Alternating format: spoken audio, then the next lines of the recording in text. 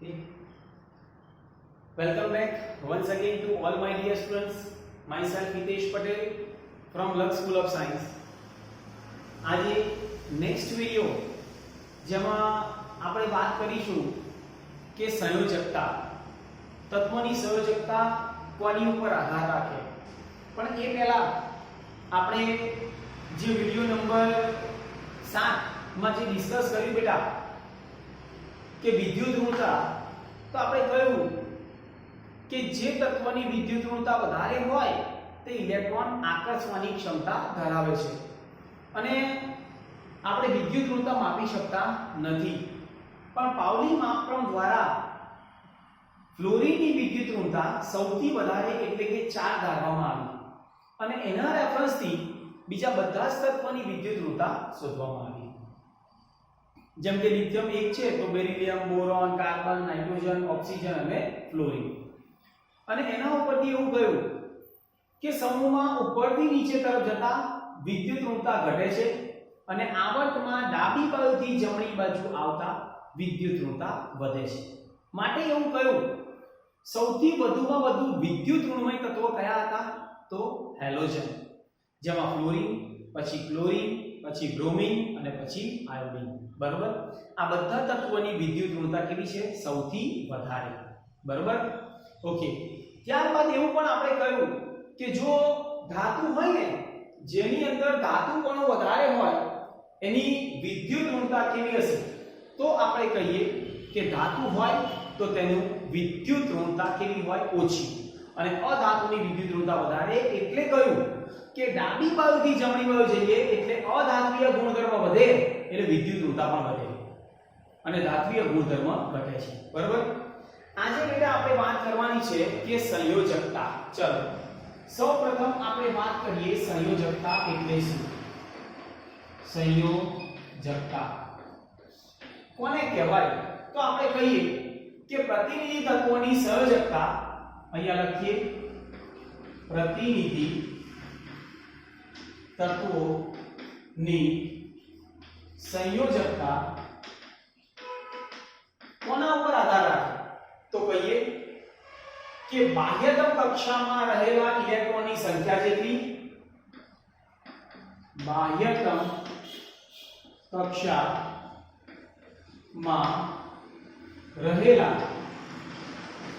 ઇલેક્ટ્રોનની સંખ્યા જેટલી, અથવા તેને આ ઇલેક્ટ્રોનની સંખ્યાને 8 માંથી બાદ કરતા, અથવા આ ઇલેક્ટ્રોનની સંખ્યાને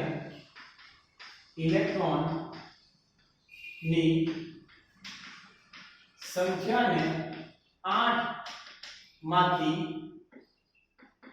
બાદ કરતા મળતી સંખ્યા જેટલી હોય છે. બરાબર, બાદ કરતા મળતી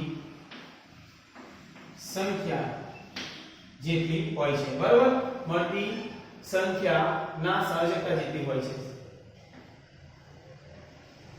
ના સંયોજકતા જેટલી હોય છે.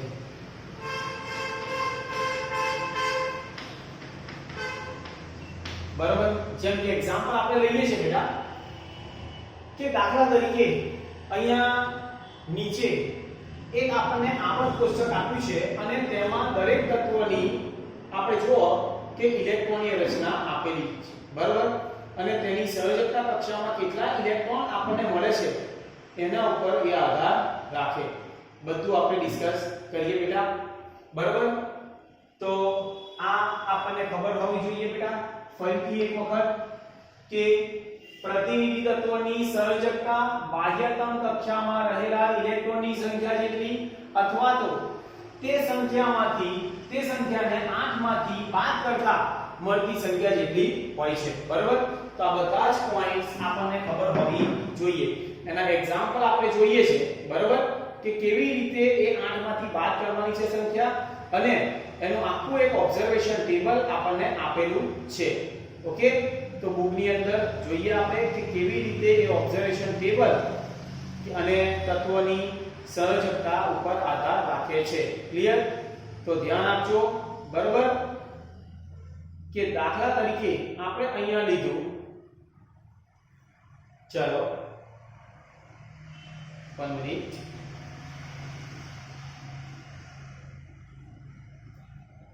ઓકે, ધ્યાન આપજો. હવે અહીંયા આપણે એવું કહ્યું કે સમૂહ 1, ત્યારબાદ 2, એના પછી 13, 14, 15, 16, 17 અને 18. બરાબર? સમૂહ 1 ના તત્વો એટલે આપણે કહીએ કે lithium, beryllium, boron, carbon, nitrogen, oxygen, chlorine અને નિયોન. બરાબર? સમૂહ અલગ તત્વો. અહીંયા લખીએ લિથિયમ, પછી beryllium, boron, carbon, nitrogen, oxygen, chlorine અને નિયોન. અહીંયા સંયોજકતા લખવાની હોય, સંયોજકતા તો કેવુંથી લખાશે? લિથિયમની સંયોજકતા તેની સંયોજકતા કક્ષામાં કેટલા ઇલેક્ટ્રોન છે? 1. જેમ કે એનો પરમાણુ ક્રમાંક 3 એટલે 1s2 2s1. Beryllium 4 1s2 2s2 1s2 2s2 2p1. બરાબર? અહીંયા 6 એટલે yes 1s2 2s2 2p2. Clear? આ રીતે. તો આની બાહ્ય કક્ષામાં ઇલેક્ટ્રોન કેટલા? 1 એટલે આ સંયોજકતા 1. આની બાહ્ય કક્ષામાં ઇલેક્ટ્રોન કેટલા? 2 તો આની સંયોજકતા 2. આની બાહ્ય કક્ષામાં 3 તો 3. બરાબર? આની બાહ્ય કક્ષામાં 4 તો 4. આની અંદર 7 એટલે 1s2 2s2 અને 2p કેટલા રહેશે? 3. તો બાહ્ય કક્ષામાં કેટલા ઇલેક્ટ્રોન? 5. તો એની સંયોજકતા 5 પણ થાય અને 8 માંથી બાદ કરો એટલે 3 પણ થાય. ખ્યાલ આવ્યો? ચલો, આની સંયોજકતા આનો પરમાણુ ક્રમાંક 8 એટલે 1s2 2s2 અને 2p4. બાહ્ય કક્ષામાં 6 એટલે 6 અને 2 પણ થાય. આની અંદર 9 એટલે 1s2 2s2 અને 2p5. બાહ્ય કક્ષામાં 7 એટલે 7 અને 1. બરોબર? અને છેલ્લું 10 આપણે જોઈએ તો 1s2 2s2 અને 2p6. બાહ્ય કક્ષામાં 8 એટલે 8 અને 0. બરોબર? આ થયું તેની સંયોજકતા. બરોબર? બાહ્યતમ કક્ષામાં જેટલા ઇલેક્ટ્રોન હોય એની સંખ્યા જેટલી સંયોજકતા, અથવા તો તે ઇલેક્ટ્રોનને 8 માંથી બાદ કરતા મળતી સંખ્યા જેટલી તેની સંયોજકતા હોય છે. બરોબર? એક વખત નોટ ડાઉન કરી લો બધું જ. બરોબર? પછી એક્ઝામ્પલ જોઈએ છે આપણે.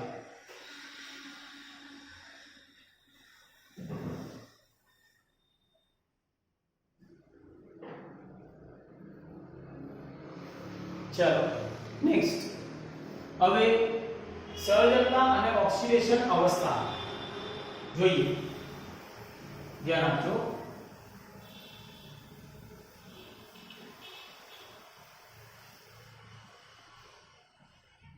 શું આપેલું છે બેટા? તો સંયોજકતા અને ઓક્સિડેશન અવસ્થા. ઓક્સિડેશન અવસ્થા. એક્ઝામ્પલ આપો બેટા કે N2O અને OF2 માં સમજાવીએ આપણે.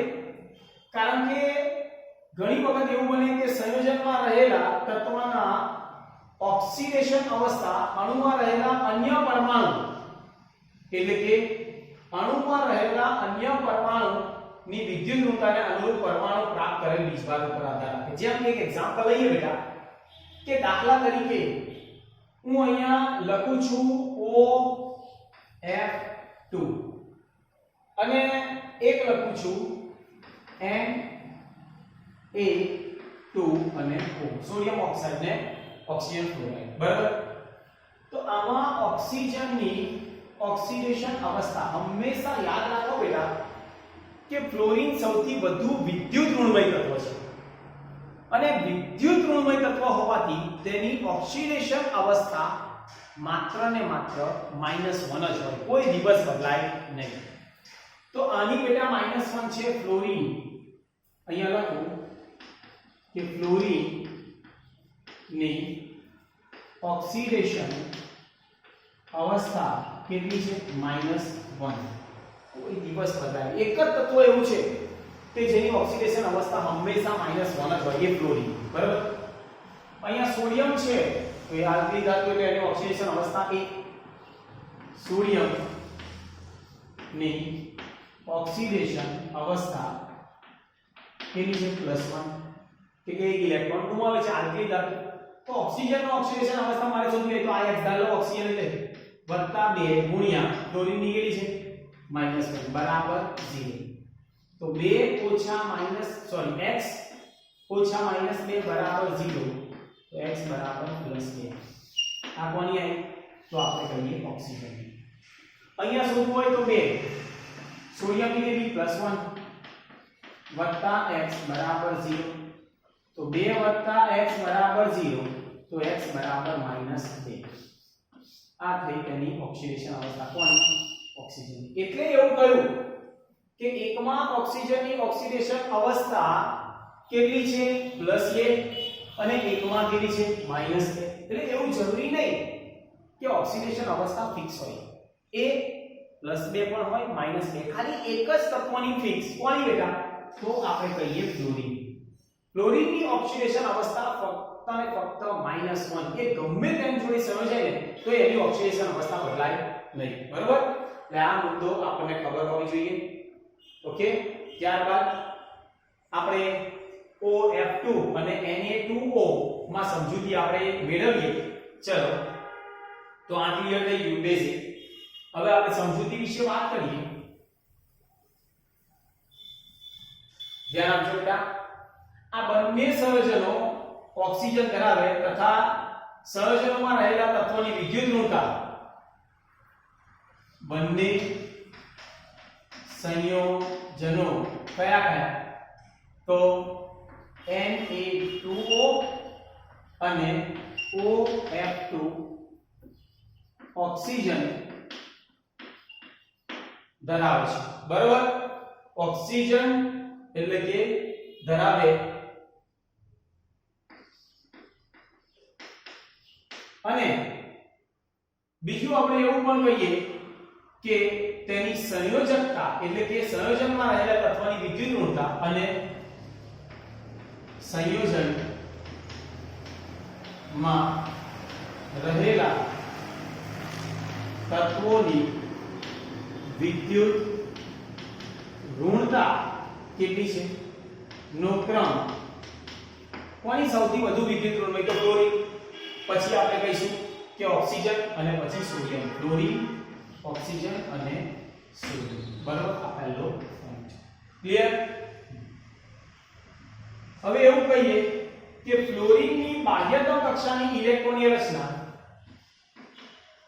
ફ્લોરીનની બાહ્યતમ કક્ષાની ઇલેક્ટ્રોનીય રચના શું થાય? 2s2 અને 2p5 છે. બરાબર છે? આ બાહ્યતમ કક્ષા થઈ ગયા ફ્લોરીનના. બરાબર? અને f ની સંયોજકતા કક્ષામાં એક ઇલેક્ટ્રોન ઓછો છે એટલે f ની સંયોજકતા કક્ષામાં એક ઇલેક્ટ્રોન ઓછો છે. તમે જો અહીંયા એક ઇલેક્ટ્રોન કેવો છે? ઓછો. જો એક ઇલેક્ટ્રોન આવે તો તે અષ્ટક રચના પૂર્ણ કરે, પણ એક ઇલેક્ટ્રોન કેવો છે બેટા? ઓછો છે. બરાબર? તો તે એક ઇલેક્ટ્રોન સંયોજક બંધમાં ભાગીદારી માટે ઓક્સિજનને OF2 આપે છે. તો એવું કહેવાય તે એક ઇલેક્ટ્રોન શું કરશે? તો સહસંયોજક બંધમાં સહસંયોજક બંધમાં ઓક્સિજન એટલે કે ભાગીદારી માટે ઓક્સિજનને ભાગીદારી માટે ઓક્સિજન ને એક ઇલેક્ટ્રોન આપે છે. બરાબર? એવું કહેવાય કે OF2 માં આપે છે. F2 માં આપે. એક્ઝામ્પલ આપો બેટા કે OF2 એટલે આ ઓક્સિજન, અહીંયા એક ઇલેક્ટ્રોન, અહીંયા પણ એક ઇલેક્ટ્રોન, અવંતરક ઇલેક્ટ્રોન ગ્રુપનું. એટલે કોને ઇલેક્ટ્રોન આપ્યો? તો આપણે એવું કહીએ કે આ ફ્લોરિન જે છે ને ઓક્સિજન પરમાણુ, બરાબર છે, આ ખબર હોવી જોઈએ OF2. ચલો ક્લિયર કે ત્યારબાદ ફ્લોરિન પરમાણુમાં વિદ્યુત ઋણતા વધારે છે, જેથી OF2 માં ફ્લોરિનની ઓક્સિડેશન અવસ્થા કેવી હોય? -1. ફ્લોરિન પરમાણુની વિદ્યુત ઋણતા વધુ હોવાથી ફ્લોરિનની ઓક્સિડેશન અવસ્થા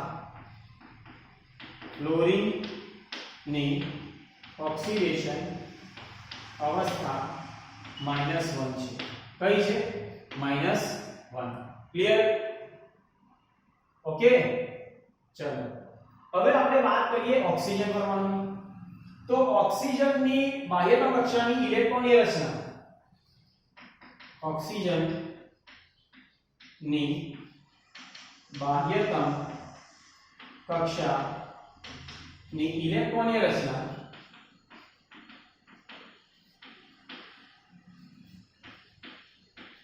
કઈ થશે?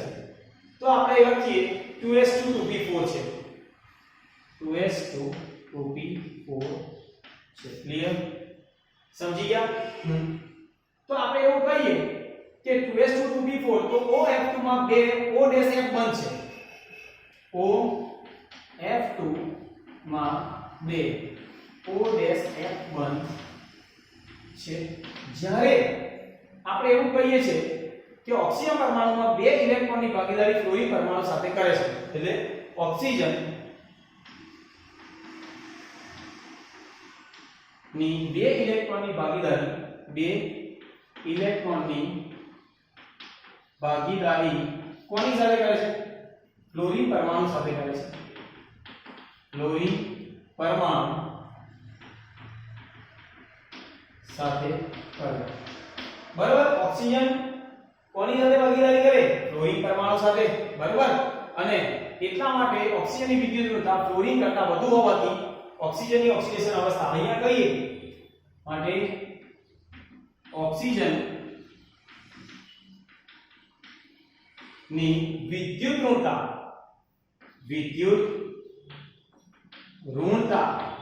ફ્લોરિન કરતા ઓછી હોવાથી આપણે એવું કહીએ કે ઓક્સિજનની ઓક્સિડેશન અવસ્થા +2 છે. ઓક્સિજનની ઓક્સિડેશન અવસ્થા +2 છે. ક્લિયર? એટલે અહીંયા OF2 ની અંદર ઓક્સિજનની ઓક્સિડેશન અવસ્થા કઈ થાય? +2.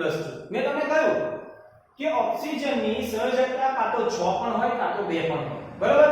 એટલે આપણને ખબર હોવી જોઈએ. ક્લિયર?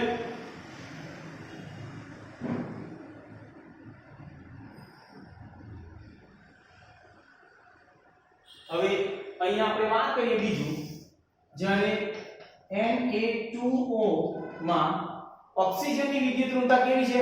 સોડિયમ કરતા વધારે છે. બરાબર? એટલે અહીંયા લખીએ ઓક્સિજન ની વિદ્યુત ઋણતા સોડિયમ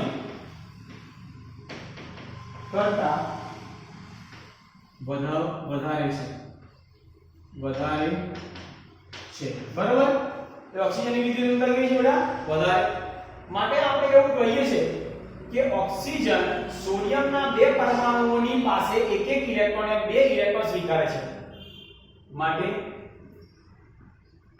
ઓક્સિજન સોડિયમ ના 2 પરમાણુ પાસેથી 2 ઇલેક્ટ્રોન સ્વીકારે છે. હવે જ્યારે ઓક્સિજન 2 ઇલેક્ટ્રોન સ્વીકારે તો તેની ઓક્સિડેશન અવસ્થા કઈ થશે? તો આપણે કહીએ કે ઓક્સિજનની ઓક્સિડેશન અવસ્થા +2 છે. બરાબર? અહીંયા Na2O માં ઓક્સિજન ની ઓક્સિડેશન અવસ્થા કઈ થાય? +2 છે. કેમ? કારણ કે તેને શું કહ્યું કે સોડિયમ પાસેથી 2 ઇલેક્ટ્રોન સ્વીકાર્યા, સોરી, તો શું થશે? સ્વીકાર્યા એટલે -2. ક્લિયર? તો આપણને ખબર હોવી જોઈએ કે એકમાં +2 અને એકમાં શું થયું? -2. ક્લિયર? તો આ બધું જ આપણને ખબર હોવી જોઈએ કે ઓક્સિડેશન અવસ્થા, તમને કોઈ એવું કહે કે તત્વની સંયોજકતા કોની ઉપર આધાર રાખે બેટા? તો તત્વની સંયોજકતા તેની બાહ્યતમ કક્ષામાં રહેલા ઇલેક્ટ્રોનની સંખ્યા પર અથવા તો તે સંખ્યાને 8 માંથી બાદ કરતા મળતી સંખ્યા પર છે. જેમ કે હું તમને એવું પૂછું, એક્ઝામ્પલ, કે સોડિયમ, અહીંયા નાઇટ્રોજન છે તો તેની સંયોજકતા કેટલી? તો આપણે એવું પણ કહેવાય, નાઇટ્રોજનનો પરમાણુ ક્રમાંક છે 7 બેટા. તેને આપણે લખીએ 2 અને 5. તો અહીંયા 5 છે તો એની સંયોજકતા કઈ થાય? 5 પણ થાય અને 8 માંથી બાદ કરીએ એટલે 3 પણ થાય. 8 ઓછા 5 એટલે 3 અને 5. આ બે એની સંયોજકતા થઈ. બરોબર? એવી જ રીતે ઓક્સિજન હોય 8 કરીએ તો એને લખાય 2 અને 6. બાહ્યતમ કક્ષામાં 6 એટલે સંયોજકતા 6 પણ થાય અથવા 2 પણ થાય. ખ્યાલ આવી ગયો? હવે તત્વ કોની સાથે સંયોજાય છે એના ઉપર તેની ઓક્સિડેશન અવસ્થા આધાર રાખે. દાખલા તરીકે એક એક્ઝામ્પલ લઉં કે અહીંયા આપણે એવું લખીએ કે OF2 અને O2F2. ઓકે, તમને કોઈ એવું પૂછે કે અહીંયા ઓક્સિજનની ઓક્સિડેશન અવસ્થા કઈ? મેં તમને એવું સમજાવ્યું કે ફ્લોરીનની ઓક્સિડેશન અવસ્થા ફક્ત ને ફક્ત -1 જ હોય. શું હોય બેટા? -1. તો આ -1 છે, ઓક્સિજનની અહીંયા શોધવી એટલે x ધારી દો +2 ફ્લોરીનની -1 બરાબર શું થાય? 0. તો x - 2 બરાબર 0. તો x બરાબર કેટલા થયા? +2. આ કોની આવી? ઓક્સિજન. અહીંયા શોધવી છે તો 2 છે એટલે 2x + 2 * -1 = 0. તો 2x - 2 = 0. તો 2x = 2 તો x = +1. આ કોની આવી? ઓક્સિજન. સમજાય છે?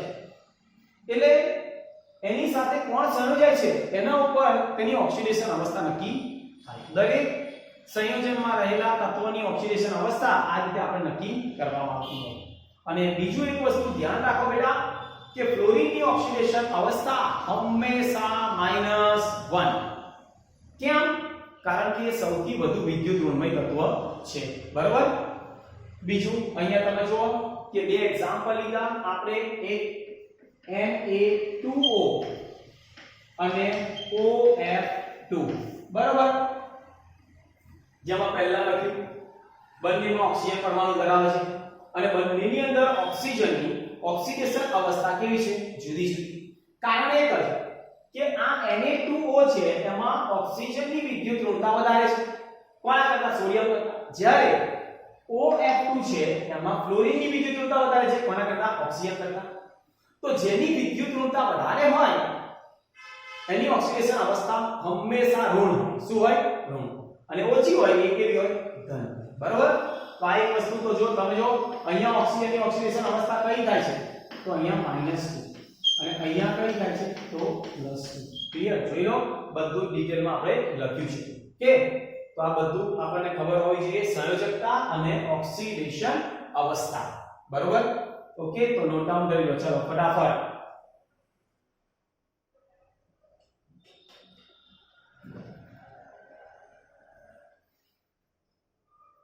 ઓકે, તો બધાને ખ્યાલ આવી ગયો છે કે સંયોજકતા અને ઓક્સિડેશન અવસ્થા કેવી રીતે આપણે શોધીએ.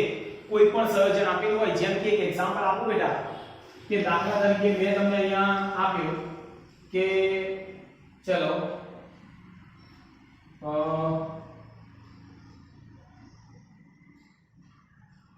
H2SO4 છે. હું એવું કહું કે સલ્ફરનો ઓક્સિડેશન આમ જો તો હાઇડ્રોજન +1 જ થાય. શું થાય? +1. તો હાઇડ્રોજન +1 એટલે 2 * 1 વત્તા સલ્ફરનો સૂત્ર એટલે H, ઓક્સિજનની -2. સામાન્ય સંયોજનમાં ઓક્સિજનની ઓક્સિડેશન અવસ્થા કઈ હોય -2 બરાબર તો 2 x -8 બરાબર 0 તો x - 6 બરાબર 0 તો x બરાબર +6 ચાલો સમજી ગયા બરાબર તો આ બધી વસ્તુ આપણને ખબર હોવી જોઈએ હંમેશા અત્યારે એટલું યાદ રાખો કે ઓક્સિજનનું ઓક્સિડેશન આંતરિક હોય -2 સામાન્ય સંયોજનોની અંદર બરાબર અને એના ઉપરથી આવી રીતે આપણે ઓક્સિડેશન અવસ્થા શોધીએ છીએ બરાબર ફરીથી એક વખત સંયોજકતા એટલે તત્વની બાહ્યતમ કક્ષામાં રહેલા ઇલેક્ટ્રોનની સંખ્યા અથવા તો તે સંખ્યાને 8 માંથી બાદ કરતા મળતી સંખ્યા જેટલી હોય છે ક્લિયર તો આ બધું આપણને ખબર હોવી જોઈએ બરાબર તો આજના માટે આટલું ઇનફ નેક્સ્ટ વિડિયોની અંદર આપણે ઓક્સાઇડ અને હાઇડ્રાઇડ સંયોજનો વિશે આપણે વાત કરીશું કે આ જે સમૂહના તત્વો છે કઈ પ્રકારના ઓક્સાઇડ અને હાઇડ્રાઇડ સંયોજનો બનાવે છે ઓકે તો આજના વિડિયો માટે આટલું enough thank you very much